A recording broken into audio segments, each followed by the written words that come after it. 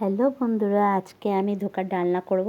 তা আমি ডালটাকে আমি ভিজিয়ে রেখে দিয়েছি একটুখানি 20 মিনিটের মতন। তো একটুখানি নুন আর একটু চিনি দিয়ে।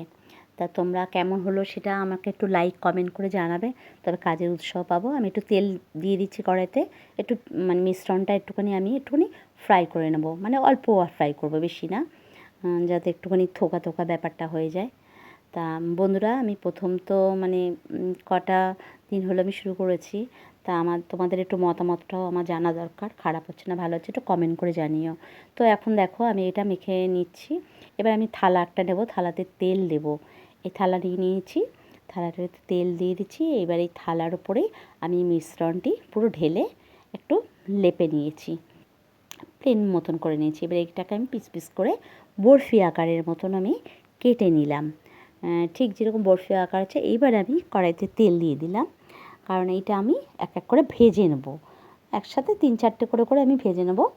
তো আমি প্রথমে তেলের মধ্যে দিয়ে দিলাম।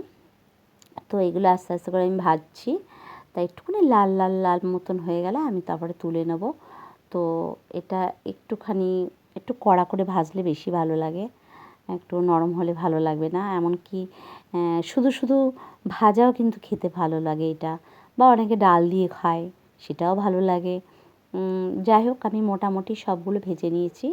এবার আমি তেলের মধ্যে এই তেজপাতা, কালো জিরে, আর একটুখানি সাদা জিরে, শুকনো লঙ্কা, একটু দারচিনি, একটু লবঙ্গ ফোড়ন দিয়ে দিয়েছি।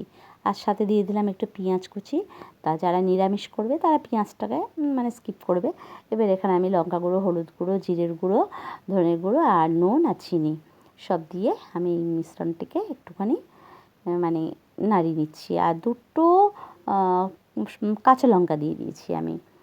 তো কাঁচা লঙ্কা যারা একটু বেশি ঝাল খাও না, তারা লঙ্কাটাকে একটুখানি কম দিলেই চলে। আর যেহেতু আমার একটু ঝাল ঝাল ভালো লাগে, তো সেখানে আমি শুকনো লঙ্কা ফোড়নও দিয়েছি, কাঁচা লঙ্কাও দিয়েছি।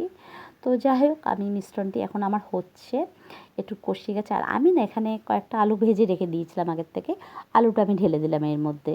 তো যারা যারা তোমরা আলু পছন্দ করো না, আলুটাকে দেওয়ার দরকার নেই, যেহেতু আমি আর খুবই আলু পছন্দ করি একটু, তাই জন্য কটা আলু দিয়ে দিচ্ছি। তা আমার ঝোলটা ফুটে উঠেছে, এর মধ্যে আমি সব থোকাগুলোকে দিয়ে দিলাম, কিন্তু আমি পুরোটা দেবো না, কয়েকটা রেখে দিয়েছি। দেখো আমার হয়ে গেল মাখো মাখো মতন।